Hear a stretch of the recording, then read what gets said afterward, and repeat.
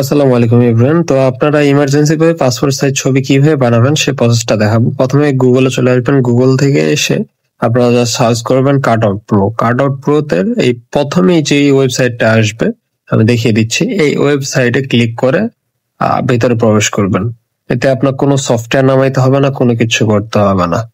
অনেকের অনেক সময় পাসপোর্ট সাইজ জানা থাকে না, পাসপোর্ট সাইজের যে মাপ আছে। সো এই ওয়েবসাইটের ভিতরে এমন একটা ইন্টারফেস দেখতে পাবেন। আমি আমার সুবিধার্থে মোবাইলটা আমি ডেস্কটপ মোডে রেখেছি। আপনারা চাইলে আপনারা নিচে স্ক্রল অথবা আপনার ফোন যে মোডে থাকবে সেগুলো কোনো সমস্যা নেই। এই যে পাসপোর্ট ফটো মেকার এই অপশনটা পাবেন, এই অপশনে জাস্ট ক্লিক দিবেন। এখানে ক্লিক দেওয়ার পরে এই যে আপলোড ইমেজ একটা অপশন আছে, এই আপলোড ইমেজে ক্লিক দিয়ে আপনার ফাইল মোবাইল থেকে আপনার ফোন থেকে আপনার কাঙ্ক্ষিত ছবিটি সিলেক্ট করবেন। আমি আমার ছবিটি সিলেক্ট করে নিচ্ছি।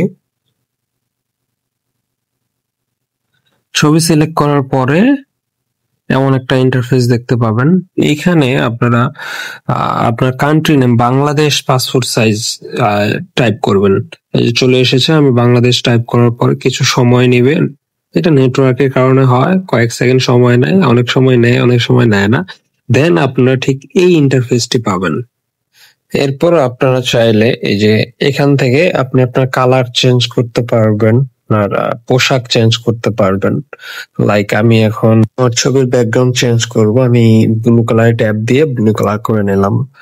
এইভাবে আপনারা এখানে যেগুলো কালার আছে সবগুলো ট্রাই করে দেখতে পারেন আপনার ছবির সাথে যেটা চাবে। ম্যাক্সিমাম আমরা ব্লু আর হোয়াইট চুজ করি, সো আমার হোয়াইট কালারই লাগবে, এই জন্য আমি হোয়াইট চুজ করেছি। আর দেন নিচে এই যে আপনি চাইলে অনেক সময় পোশাক আমাদের ঠিক থাকে না, টি শার্ট পরা থাকে, তো চাইলে ব্লেজার পরিয়ে নিতে পারেন বা সুন্দর শার্ট পরিয়ে নিজেকে আরো ইমপ্রুভ করে দেখাতে পারেন।